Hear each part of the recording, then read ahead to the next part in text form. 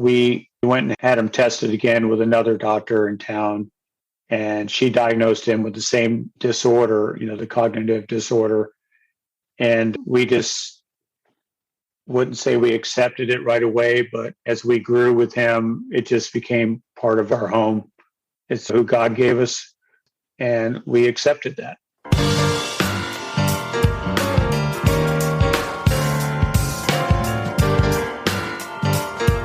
Welcome to Heart with Anna. I'm Frank Jaworski, and I'm your guest host. My wife, Anna, is usually the host of this program, but for Heart Month, I offered to do a special program on Sundays. This is the second of 4 Heart Dad Sundays, and I have a very special guest I'll be talking with today. Today's show is entitled Beyond the Heart, When Neurological Problems Accompany HLHS. Rob Springham is a recently retired UPS driver. He and his wife, Linda, are parents to 2 sons. Michael will soon be a 25-year-old hypoplastic left heart syndrome, or HLHS, heart warrior, because of his congenital heart defect, or CHD. Michael has cognitive disabilities along with other health issues. As a child, Michael needed a feeding tube for 2 years, eye surgery, and foot surgery. For Michael, the biggest challenge he has on a daily basis is the cognitive challenge he battles. Welcome to Heart Dad Sunday, Rob Springham. Thank you for having me. Glad to have you, Rob. It's been a while since you and I have had a chance to talk. Now, you and I are both veteran dads for CHDers. Can you tell me about Michael and when his heart defect was diagnosed?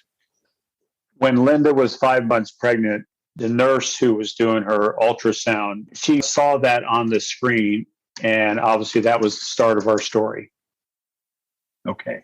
So at that point, what did you do? We prayed a lot.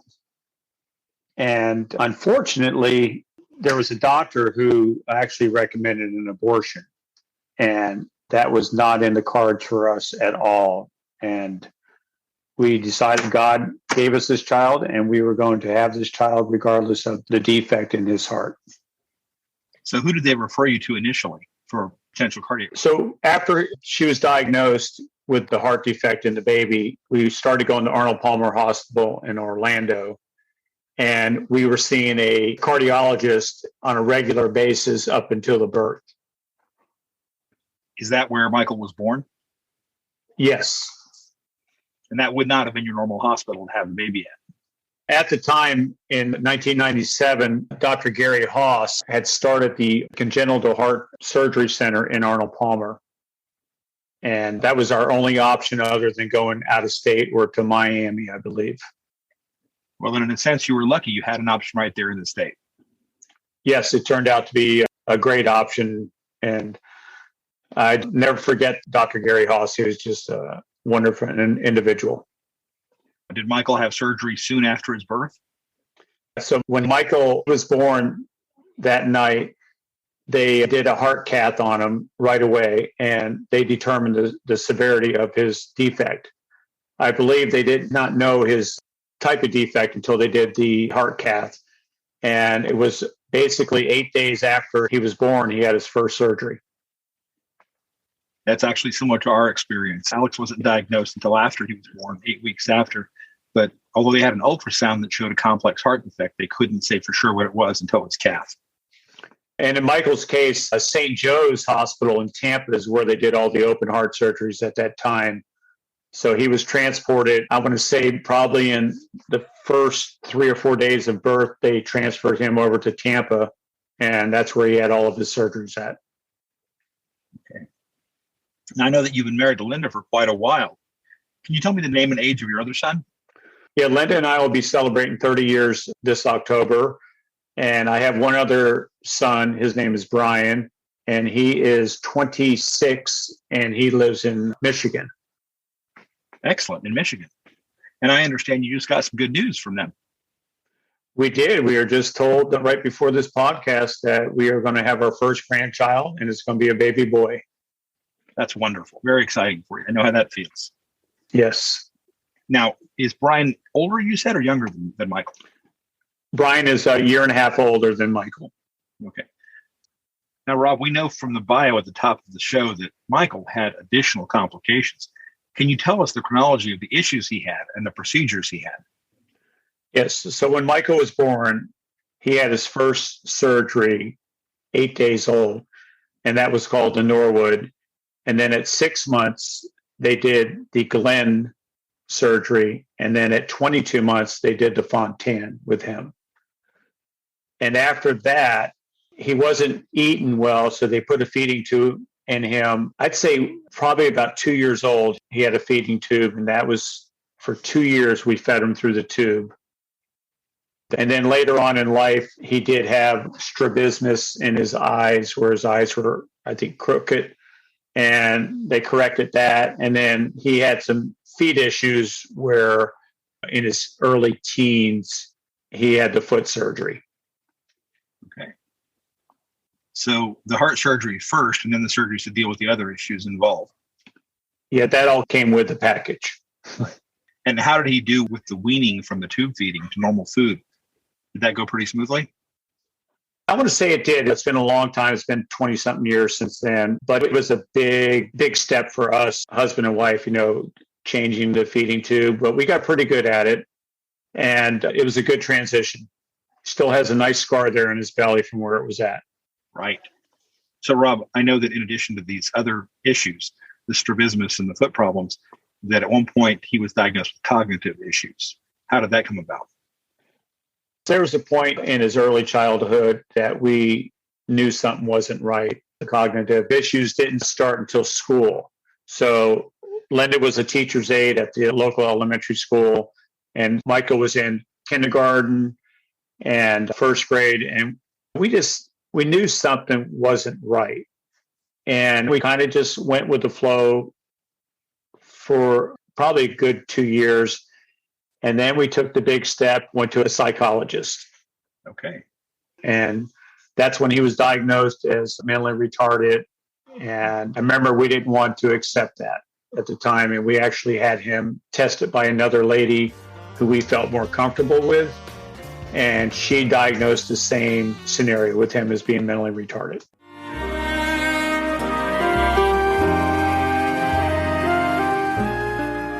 Tonight Forever by the Baby Blue Sound Collective. I think what I love so much about this CD is that some of the songs were inspired by the patients. Many listeners will understand many of the different songs and what they've been inspired by. Our new album will be available on iTunes, Amazon.com, Spotify. I love the fact that the proceeds from this CD are actually going to help those with congenital heart defects. Enjoy the music. Home Tonight Forever.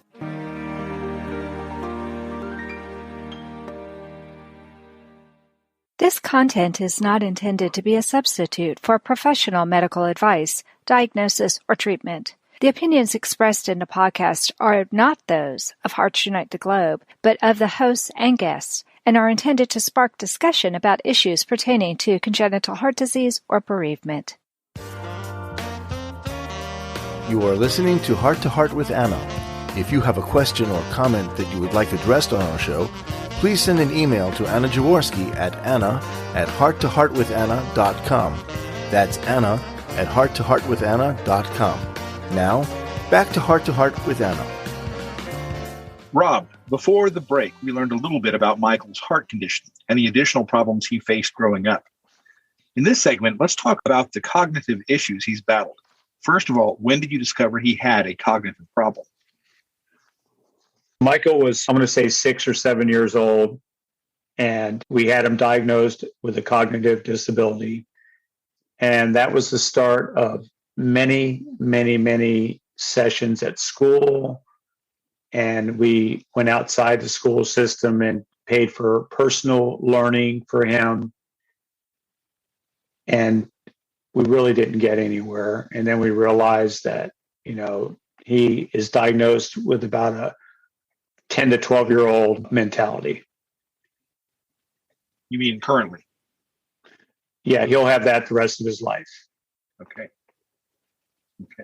And do you think that was it you and your wife that noticed it first? Was it schools? It was definitely us that we noticed it. We knew something wasn't right. And even to this day, he's perfectly happy hanging around with the kids at church who are, 14 and 15. He just clicks with them. Good. Good. I'm glad he's found people to be peers with. That's great. Yeah. No, and another thing, we homeschooled Michael for a short period of time, thinking that we could do a better job in the school system. And eventually, in about ninth grade, we put him in special ed at the local high school. And he excelled tremendously when he got around other kids who had similar issues. Well, that's good. It's good to have peers with the same challenges and the same level of ability. It gives you a feeling of camaraderie and performance you wouldn't have otherwise. Yeah, all the kids at school actually looked up to Michael because he was just a step ahead of a lot of them with their issues. Well, good for him. I'm glad he had that experience of being not just the lowest kid in the group, but he could be a leader too. He was a leader in special ed, which was really cool. Now, when he was first diagnosed, what kind of testing did Michael have to undergo? You know, other than the psychologist that we brought him to originally, we were devastated when she gave us her results. And we went and had him tested again with another doctor in town. And she diagnosed him with the same disorder, you know, the cognitive disorder. And we just wouldn't say we accepted it right away, but as we grew with him, it just became part of our home. It's who God gave us, and we accepted that. Well, that kind of faith and acceptance is very important. And you love people in your family no matter what. I thought for a long time myself that if Alex ever had a problem like a stroke, which obviously is a possibility with surgeries of various kinds, but no matter what happened to him, he'd always be our son and we'd take care of it. Would you say that he battles cognitive issues on a daily basis? Yeah. So Michael, he doesn't drive. He really wanted to drive, and he just could never grasp the driver's handbook. And there was a few times I brought him out on the golf course, and he just didn't have that quick thinking that you need when you're behind the wheel of a vehicle. That was part of it. You know, the driving is a big point. We obviously drive him everywhere he needs to go. And I think he's come to accept that over the last couple of years. He went through a point where he was studying the book, but I don't think he was understanding it. Are there other issues aside from driving that really affect him or frustrate him? Well, he has no concept of money. Money means nothing to him, you know, and he has no understanding of how much things cost. Like if the pizza guy brings a pizza, he'll give him a $10 tip on a $14 pizza. And we got to control his spending. He has a certain amount of money that we allow him to have. And then after that, we control what he buys. And every once in a while, he'll slip something by us. But right. For the most part, he struggles with money. He struggles with handwriting. He writes very large, what you would expect a younger child to write. He's actually a pretty good speller. He's a pretty smart boy considering what issues he has. He works 3 days a week at a local restaurant in the kitchen. And I think other than the driving part, that's the one thing I think if you asked him, that would be the one thing he would like to do. Yeah, I was going to ask you if he was able to work. What kind of work does he do for the restaurant? He is a kitchen prep. Wow, okay. And even today with Super Bowl coming up Sunday, he said he filled up like 250 ranch dressing cups, and he cut chicken for like 5 hours. Yeah, I can imagine there's a ton of prep work right now for that weekend. Holy cow. Yeah, and he really loves working there. He just feels like, you know, he's part of a team. Sure. He's been through a couple of bosses over the last couple of years, and I'm not really sure his new boss knows that he might have a cognitive issue. But his old boss actually had a child with issues also, and they actually got along really good. It's actually kind of a compliment that his new boss doesn't even know he has a cognitive issue. Yeah. He just accepts him as a worker. I'm not 100% sure on that, but I don't believe he does. Well, how good for him. There's a sense of accomplishment that you can't get any other way than by doing a job yourself and being successful. So good for him. Yeah, he actually just got a raise last week, and the boss said he's been doing a great job. And, you know, it's hard to get anything out of him when he comes home, but it was nice that his boss gave him a raise and said he was doing good work. Excellent. Very good. What other kind of activities does he do aside from work? Well, we're super involved in Special Olympics. He plays basketball. He's 6'2", and he plays basketball. He plays volleyball. He plays softball. He bowls. And that's the 4 sports that he is involved in, Special Olympics. And since COVID, Special Olympics has taken a big hit. We did actually bowl this year, but as far as the softball, the volleyball, there's been none of it. Right. Might be a while before that comes back. And then I feel bad for all the other kids because that's one of their outlets is getting together as a group and playing a sport. Absolutely. And good for Michael that he gets to do that. Is he a better bowler than you? No, but we actually just joined a bowling league just to get out and do something. Absolutely. He doesn't have the patience, but he's actually a really good bowler. It's almost like if you can picture Fred Flintstone throwing the ball down the middle of the alley. That's how Michael bowls. I have a little more finesse in my shot, but Michael's straight down the alley as fast as he can throw it. Hey, I can picture that. Hey, and Fred Flintstone loved bowling, so good for him.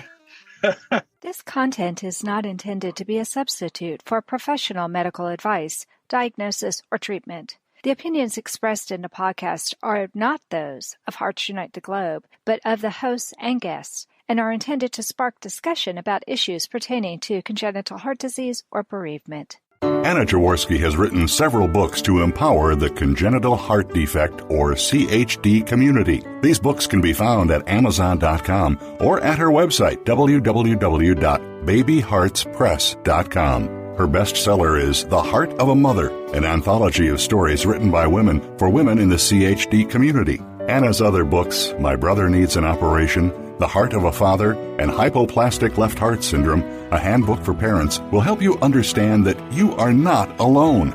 Visit babyheartspress.com to find out more.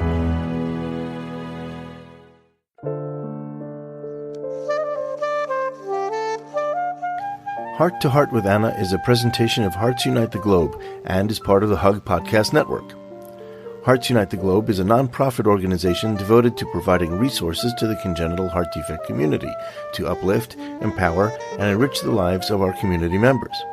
If you would like access to free resources pertaining to the CHD community, please visit our website at www.congenitalheartdefects.com for information about CHD, the hospitals that treat children with CHD, summer camps for CHD survivors, and much, much more.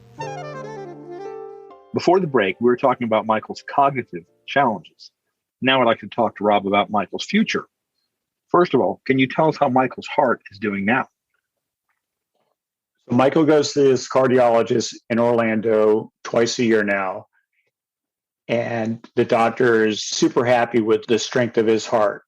He did have his first heart cath last year since his surgeries, and the doctors were excited with the way it looked.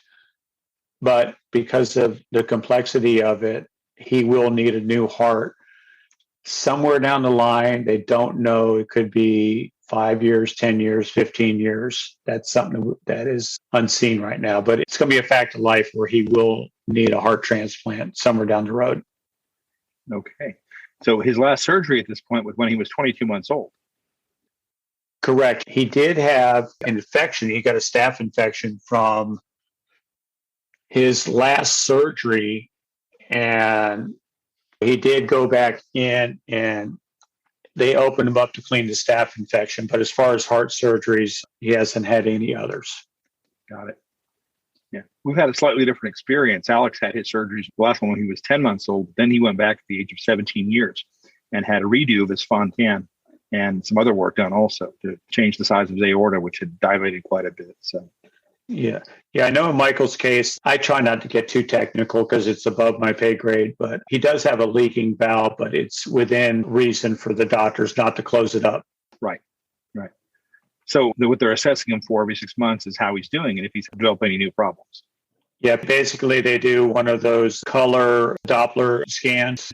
Right. And they can see where he does have the leaking vessels, how bad they're doing. And that's pretty much the main reason we go, just to see how everything's pumping. Good. And how does he handle these visits? He's a champ. It's just routine now. Now, aside from his heart, does Michael receive special services from the county or city you live in for his cognitive issues? Michael, he's been on Social Security SSI for, I'm going to say, probably 15 years now. And since I retired from UPS, he got kicked off my insurance. So now he is on 100% Medicaid. Got it. So does that affect where he goes for care? It does. Actually, my wife, Linda, this week, they went and met his new doctor at the Brevard County Health Services, and she liked him. They took his history, and they're going to do a little blood work just to see where his blood levels are at as far as cholesterol and things like that. We're a little leery about going to the county health department. Right. Since we've been fortunate to have the best doctors at our disposal. And Linda was pleasantly surprised that it was just a clean operation. People were very nice, and she was super happy when she got home from that. So all he's being seen for is his cardiac problems. He's not doing any ongoing therapy or training for his cognitive disability. No, we're not doing that no more. Another side effect, and Anna might be more aware of this, but Linda had found that some of these heart patients actually lose their hearing from all the things they went through. So Michael's very hard of hearing in his left ear, and my daughter-in-law had an extra set of hearing aids, so we took them home with us, and he can actually hear better with them, but he won't wear them. So we haven't pushed the fact of hearing aids yet. It's a little frustrating. I've seen a lot of patients myself who don't like to wear hearing aids. Yeah, but he does say he hears better, but it's not a do or die situation with that right now. Well, you said, Michael, he is able to work and he loves working in the kitchen. How long has he been doing that? He has been working there for about almost 4 years now. Excellent. Very good. He bounced around a couple little odds and end jobs, but this is his first real job. So his hearing problems don't cause any interference with his work in the kitchen. No, I believe he's got selective hearing. He hears what he wants. Yeah. So I'm the enforcer in the family, so I can strike fear into him when it comes to his hearing. Now, there's one thing I do want to talk about. It's a sensitive topic, but it's something that we heart dads and moms need to think about when we have a child with multiple handicapping conditions. And that is, have you made any preparations for Michael after you and Linda are unable to care for him?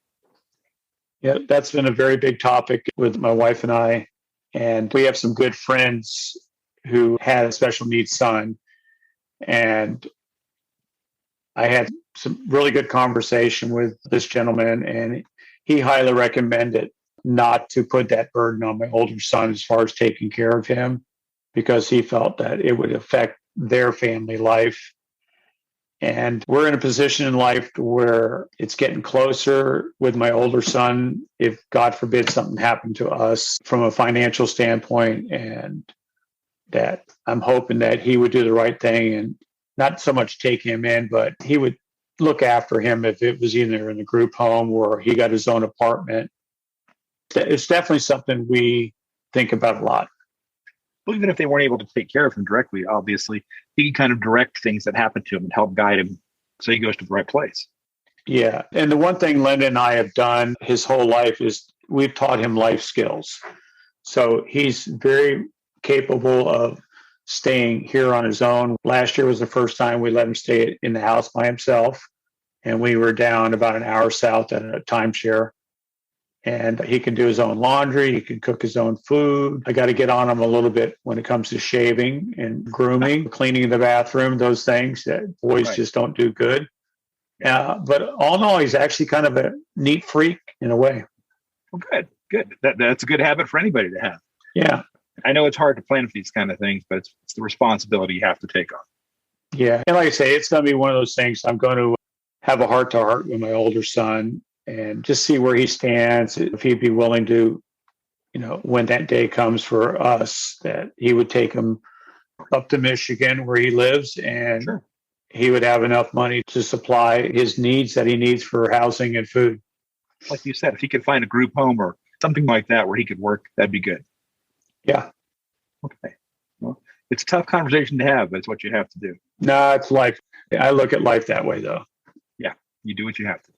So, Rob, given that Michael is legally an adult by age, but functions at a preteen level, have you and Linda sought legal guardianship for medical decisions for him? No, we have not. Is that a thing that you are pursuing for the future to provide the best care? It's something that I believe that we should look into and see what our choices are as far as in the state of Florida. So what do you do to help him manage his financial affairs? He has his own bank account, and Linda is considered a representative payee. So she can sign checks for him in his name, and she has total access to his bank account. So you have a trust that runs his finances. And we also created a special needs trust through a lawyer here, and that protects our assets and his assets in case something ever happened. That's very smart. Works both ways. Okay. Well, thank you so much, Rob, for coming on the show and talking to us about your son and how he's dealing with both his heart condition and the cognitive problems that have plagued him throughout his life. Well, thank you for having me on the show also. I really enjoyed talking with you today, and it's been my pleasure to spend time with you. Mine too. It's been a couple of decades since you and I had a chance to sit down and talk. This is very nice. Correct. I can still picture that day in that little restaurant somewhere up in Panama City. We had lunch that day. So, if I recall correctly, that was our favorite place in Panama City. It's a little Italian place we used to go to. Was it Italian? I couldn't remember if it was Italian or Mexican. Okay. Well, that's all for this week's episode. If you enjoyed this special episode of Heart to Heart with Anna, please check out our Patreon page at www.patreon.com/heart-to-heart. And remember, my friends, you are not alone. Thank you again for joining us this week. We hope you have been inspired and empowered to become an advocate for the congenital heart defect community. Heart to Heart with Anna, with your host Anna Jaworski, can be heard every Tuesday at 12 noon Eastern Time.